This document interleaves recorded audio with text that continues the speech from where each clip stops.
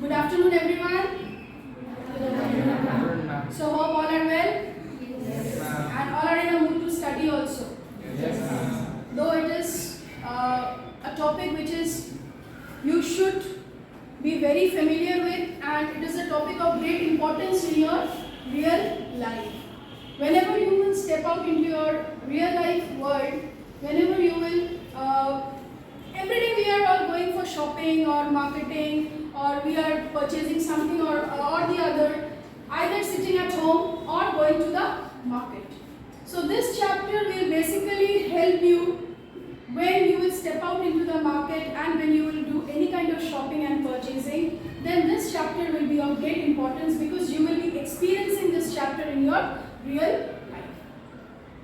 So it is a real life application chapter. So let us proceed. So I'll be using this Tata Classage module for better explanation of this chapter.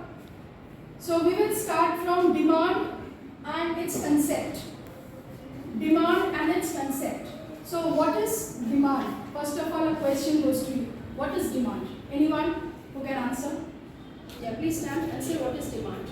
Demand is a quantity of a commodity that a consumer is Say willing to or able to buy at a various price during a particular time period. Yes. So what are the basic elements which you have found in this definition? What are the three important things in this definition? Quantities of a commodity Yes, quantity of a commodity, at the various price, during a particular time time period. So quantity, price and time. These are the three elements which define demand.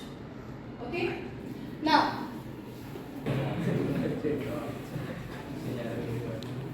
let us proceed with the concept of law of demand. What does law of demand state?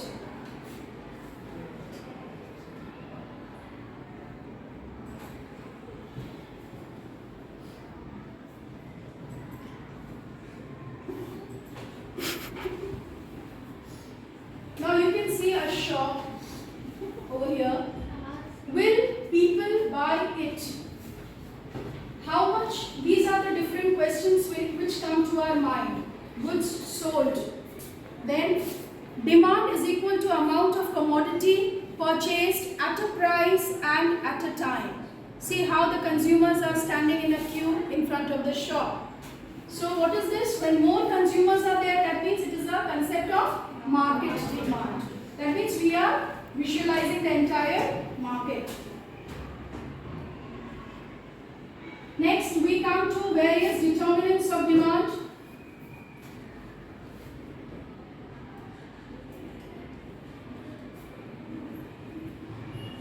In the picture, it is clearly mentioned. You can see there are four determinants of demand in the picture. The first is the price, which is the more important factor which is affecting the demand. Now, how price is affecting? What is the relationship of price and demand? Anyone can come up with the answer? What is the relationship of price and demand? How it goes? How it goes? Please raise your hand, anyone who wants to answer. When the price is higher, the demand is low, and when the price is low, then demand is higher. And what about other factors? Other factors remain constant. Very good. So, as per the law of demand, with the rise in price, demand falls, and with the fall in price, demand rises. And other factors remain same. So, what are the other factors which affect demand other than price? What are the other factors which affect demand other than price? Yes. Income, change in government policy, taste and preference. Yes. Okay. Yes. Next is the next determinant is your income. Now, how income is affecting demand? Is it same in every cases? In all kinds of commodities? Then what are the three divisions of the commodities that we are dividing it into? Go ahead, tell me. Normal goods, inferior goods, inexpensive necessities of Yes. Normal goods, inferior goods and inexpensive necessities of life. We have divided the goods into three categories when we are determining demand with income.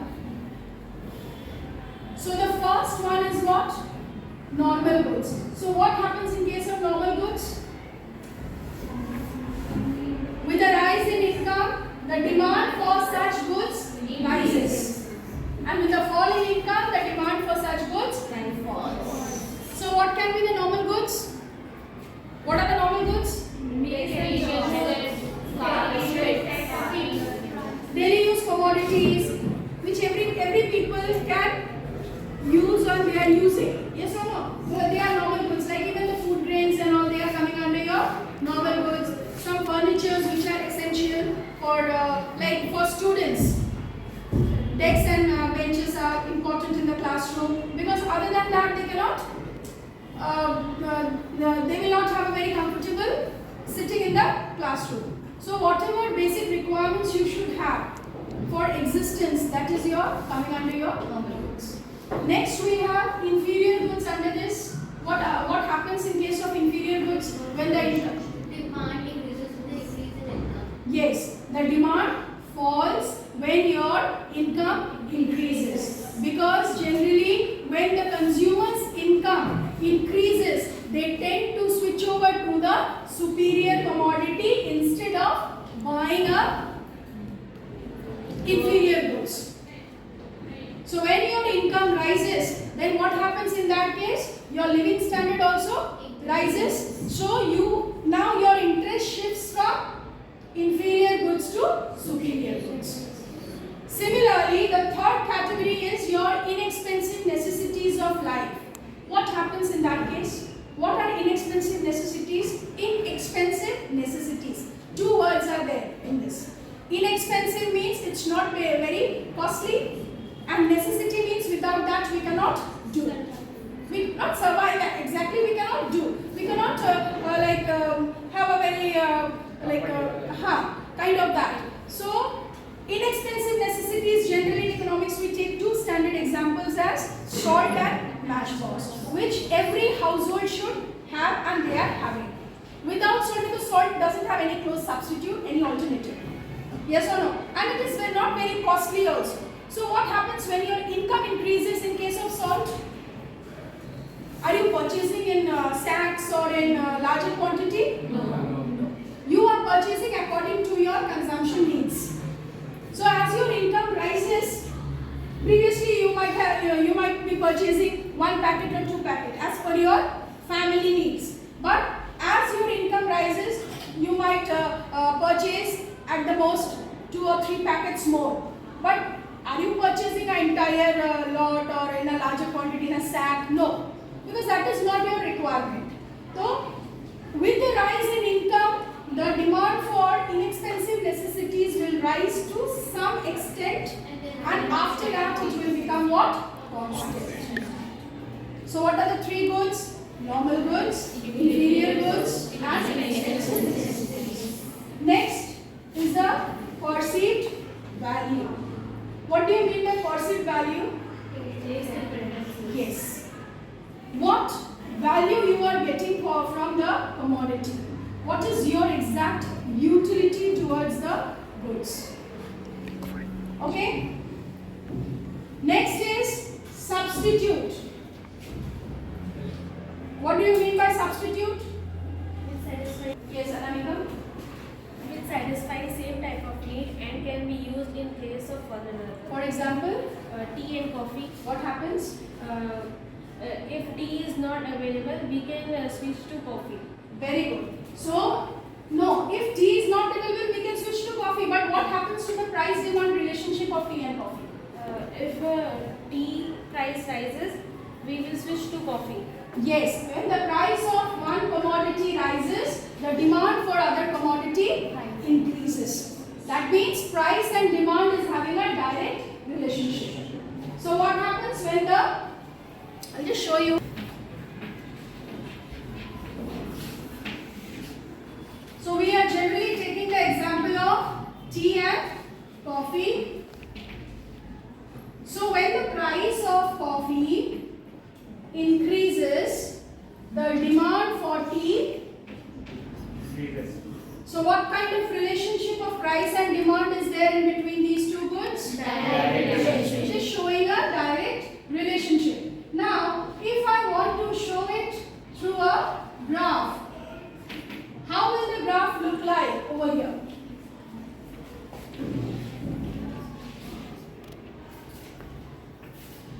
Now here it will be price of coffee or price of tea, as we have mentioned over there, because tea, the price of tea, coffee is rising, no? So here we will write coffee, and here we will write quantity demand for tea. Now what will happen? This is suppose P0 and this is P1. So here when price is P0, quantity demand for tea is Q0. When price of coffee rises to P1, quantity demand for tea increases to OQ1. So how you will write over here? I'm just writing the derivation. So it is going direct. Understood? So here, what we will write is when price of coffee rose from or rises from OP0 to OP1, quantity demand for tea rises from OQ0 to OQ1. So this is the clear picture of the graph you were mentioning through this language. So substitute goods are those goods which satisfy same kind of want. For example, tea and coffee. Either you have tea or you have coffee, both will give us same kind of satisfaction. Okay? Next, we move on to the next one. Changes in demand for complementary products. The law of demand focuses specifically on the effect of price on demand. Whatever I have explained you, it is just Let's take an example of a basic desktop computer with standard specifications. When the computer is priced at 20,000 rupees, let's assume there is a base demand of 30 computers per week. That is, 30 computers are sold each week.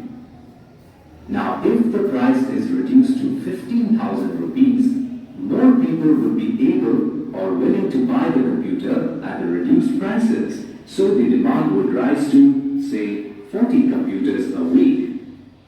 On the other hand, if the price of the computer is increased to 25,000 rupees, some potential buyers may choose to not buy the computer and overall demand would fall to, say, 20 computers per week. all have seen this? This is what? This is what? A schedule given showing the price and quantity demanded per week.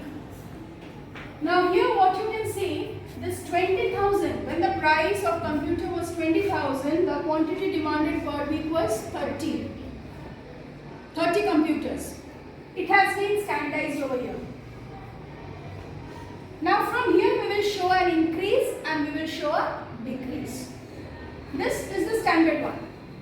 Okay, we have taken one price and we have shown one quantity.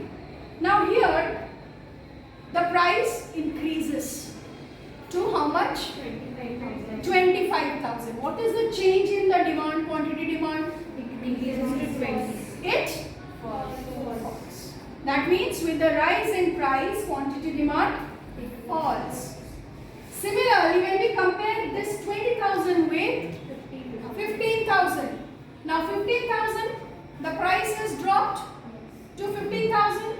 Now what is the change you can see in the quantity demand? Increases. The price has gone The quantity demand per week has gone high. So here, what the module is trying to explain you, law of demand. From this module, our law is to be clear. Okay? Next.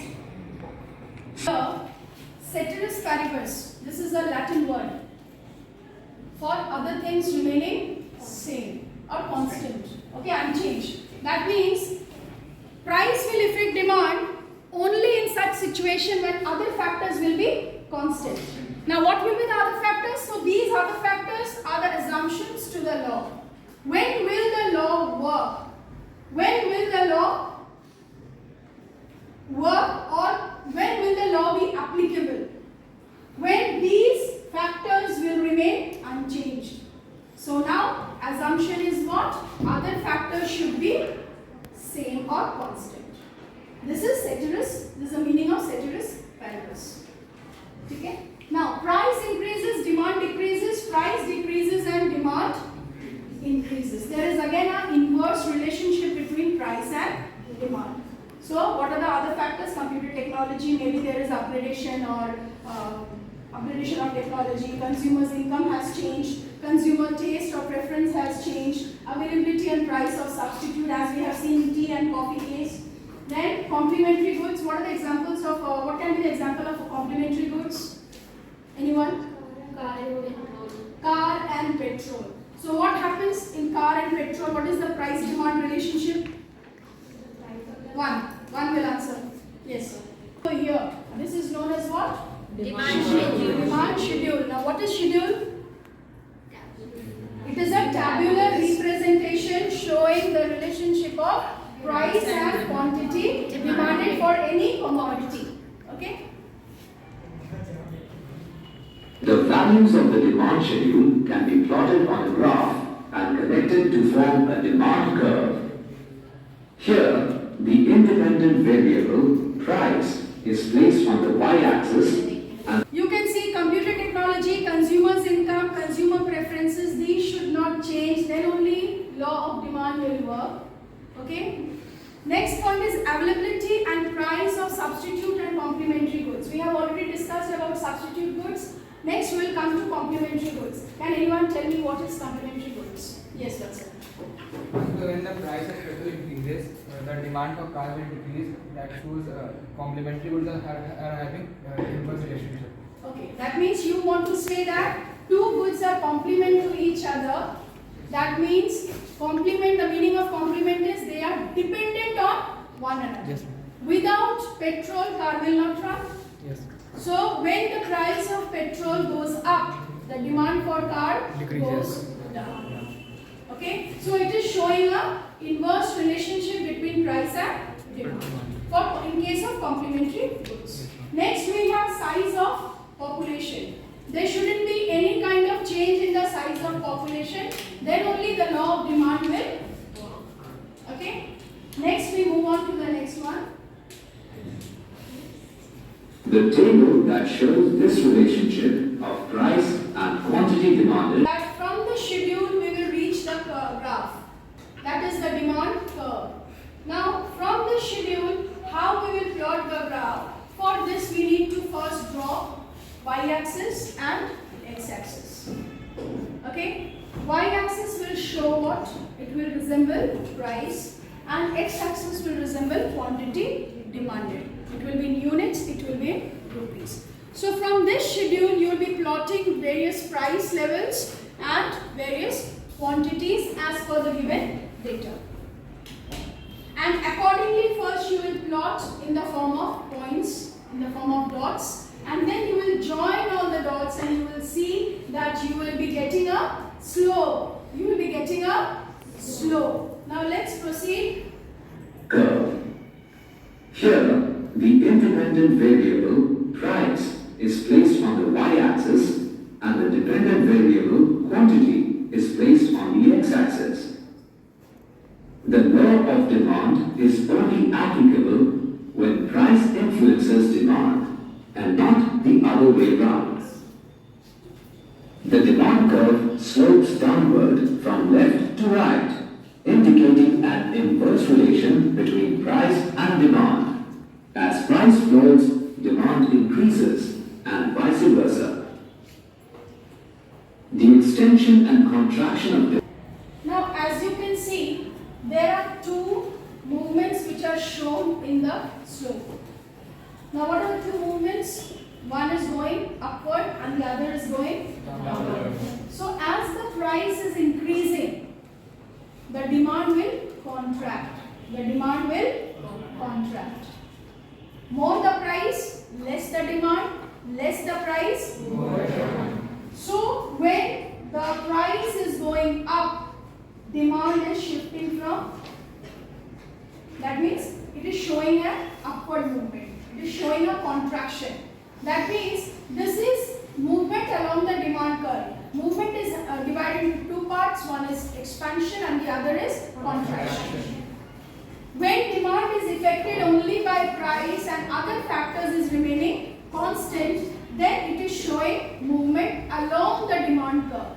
In the same slope, you will be seeing one is contracting, the demand is contracting, and the other is demand is expanding. Okay, so contraction in case of what? When the price will rise, and expansion in case of what? When the price will fall.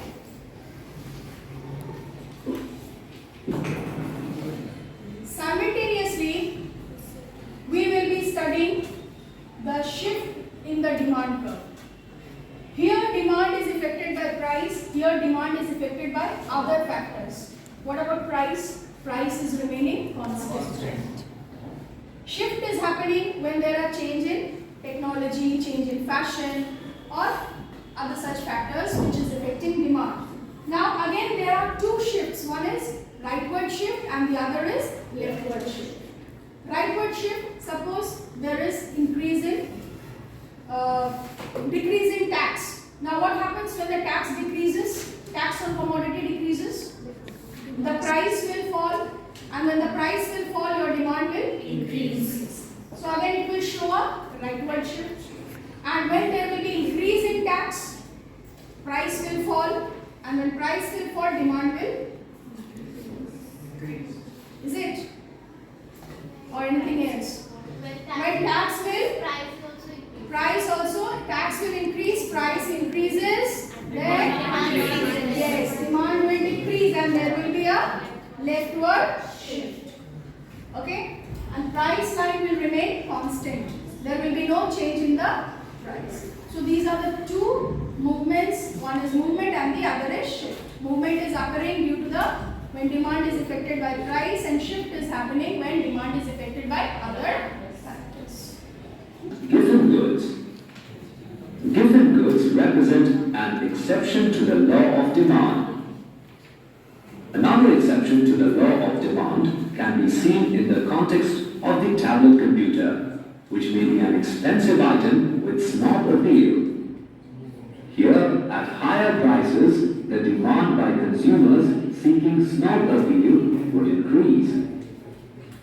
This behavior was highlighted by an economist called Thorstein Veblen. Therefore, items with snob appeal are also called Veblen goods.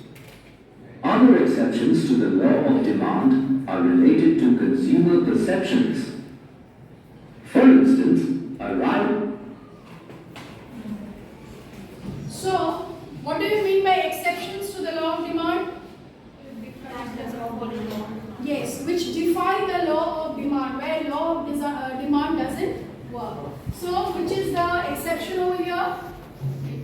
Giffen goods. What happens in giffen goods? First of all, what is giffen goods? Anyone who knows the answer of giffen goods? Please raise your hand. Yes, Abhi. Giffen goods are the inferior goods on which the consumer spends a lot of income of his income. He spends a lot of part of his income. But when the price decreases of the giffen goods, he used to transfer his goods demand from the from inferior goods to good products. Yes, that means with the fall in price goods, the demand falls because consumer shifts from inferior goods to superior goods. So here law of demand is not working. So when the price of such goods fall, the demand for these goods also fall because they would like to shift from inferior goods to superior goods. Okay? Veblen goods are goods which are meant as status symbol. That means people would like to buy these goods when the price of these goods are very high. For example, diamond. A diamond ring purchased by a rich lady. She would like to purchase that diamond ring at a very high cost because she would like to show off in the society. A kind of a demonstration effect. It will give a demonstration effect. Okay? It is also known as Veblen goods. It is also known by different names. Goods of status symbol. It is also known as goods of snob appeal. It is also known as goods of conspicuous consumption. So it is known by different names. So that means at a very high price, people would love to purchase those commodities. Now again, here law of demand is not. Third point, you can see exceptions about future price, expectation about future price. It is also coming under exceptions to the law of demand. Suppose you expect the price of gold to rise in future. What will happen to its present demand? Increase. Present demand will increase. But when you expect a fall in the price, present demand will decrease. So again, is the law of demand applicable in this case? No. When we are thinking about the expectation about future price? No. It is again the coming in your exceptions to the law of demand. Next we have price quality association. In your book it is stated as quality price relationship. What do you mean by this point? Sometimes price is tagged as that the price of this goods is so high, maybe its quality is also very good. Like for example, in your book it is given as Lux and Lux Supreme. So with the addition of Supreme word, the price is also enhanced and therefore consumers are very much attracted to purchase Lux Supreme rather than Lux. Got it? So quality price relationship, sometimes consumers believe that if the prices are high, the qualities are also very good for a particular product. In this case also, more the price, consumers would like to purchase more at a higher price. Okay? Let's move on to the quiz session. Whatever we have learned till now, we will be conducting a quiz over here, and accordingly you will come up with the answers and we will check whether the answer is correct or not. Okay, the first question is, market demand schedule shows an inverse relationship between, who would like to come up with the answer? Yes, Krishna? Option D, price and quantity demanded. Price, and let's click on this. Yes, absolutely correct. Please clap.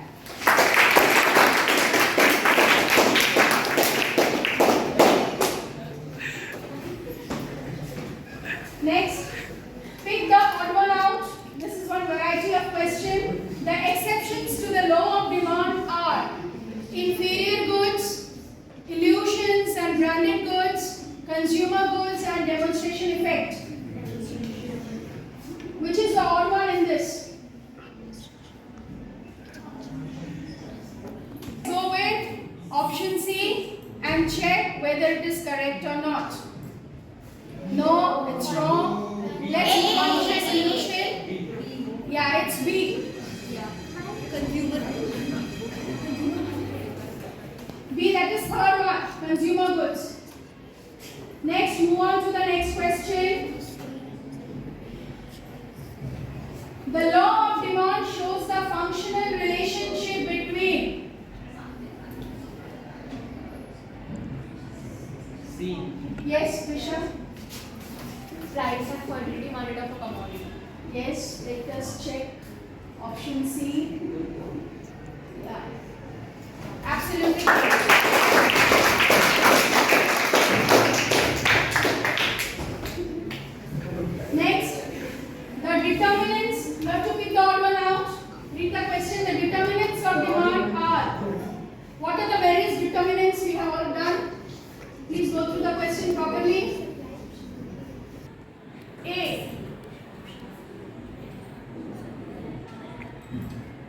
Yes, correct.